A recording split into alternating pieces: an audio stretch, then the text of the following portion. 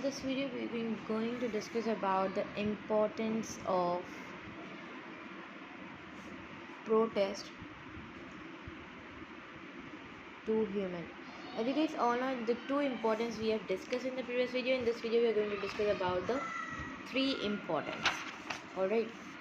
So third one was the food and fertilizer. How the protest is basically used in the food and the fertilizer, why they are important and all, we're going to discuss. So if we talk about the brown algae, this is a protest, alright. This is a place in the protest. So brown algae is basically unicellular, and it is not a basically you can say used for the food, not used for food, but it is used for the several regions of the world. For what? For the fertilizer, for the fertilizers. Alright, so it is also important. So second we are having the brown seaweed. Brown seaweed is the, you can say, the name of the brown algae. Brown algae, from brown algae we basically extract liquids, and you can say some trace elements, alright, from the seaweed, as well as we also extract the potassium trace elements. These are also separated out, okay, which are used as fertilizers among the several parts of the world.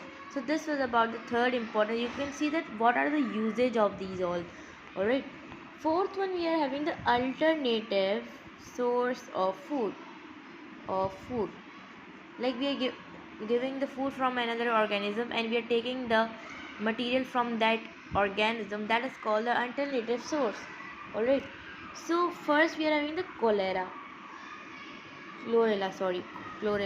which is basically, you can say, the green algae, and it is unicellular. It has been used widely for the alternative food production. From what? From a mully fish in the sea, alright. And if we talk about the red seaweed, okay, this was the brown seaweed.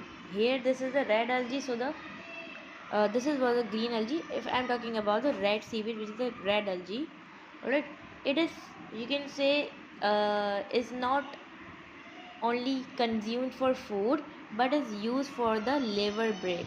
This is the bread which we are using, alright. This is for the food purpose. It is also made from the red seaweed. So this was about the alternative source of food. You can see that many of the foods are there also, and fertilizers. So here we are going to discuss about the fifth one, that is the industrial role. We are having some red algae also contain the mucilaginous material, which is a sticky material, okay, in their walls, which are used to produce the agar. Agar is basically, you can say, a polysaccharide. It is used for the gel, okay. We use for the culture medium for bacteria,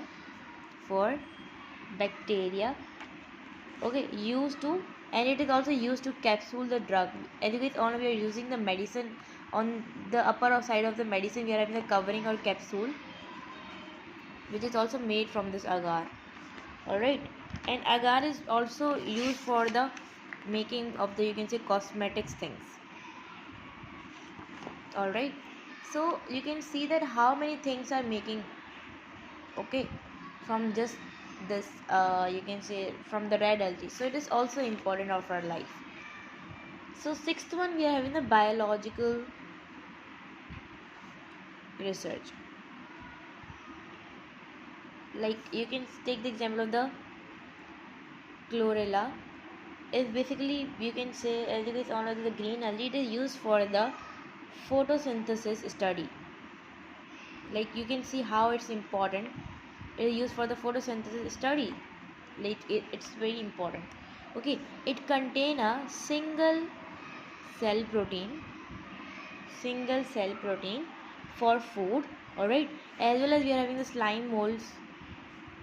Slime molds are is best to study this, you can say, to study the growth of cyclosis, like the movement of the cytoplasm. We can also see where the slime molds, as well as you can take the example of the function of the cytoskeleton. Okay, so this is also used for the many purpose, to study the many purpose. So you can see that these things is also used in the biological research. All right, the animals which are in the protists, this is also used. So you can see that these are what the four more importance of protists to the human being.